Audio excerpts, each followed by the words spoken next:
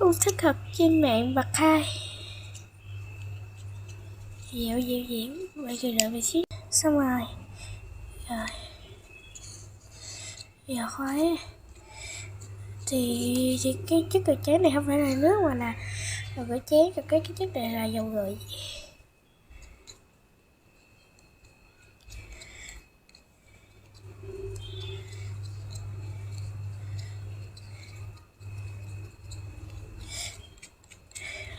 Và cách làm thì mình để ở phần tiêu đề nha.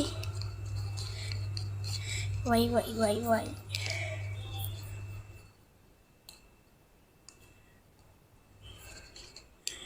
Từ vậy. Tiếp theo chính là bỏ một cái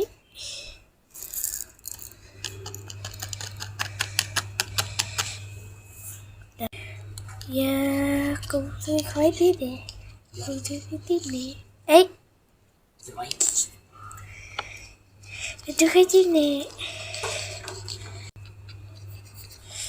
Rồi mình nghe cái công thức học trên mạng á, nó là và tủ đầu 20 phút.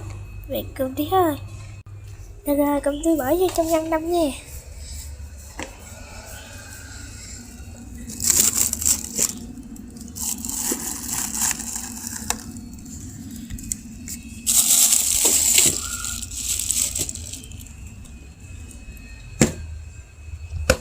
Cùng chờ bậc 2 nha.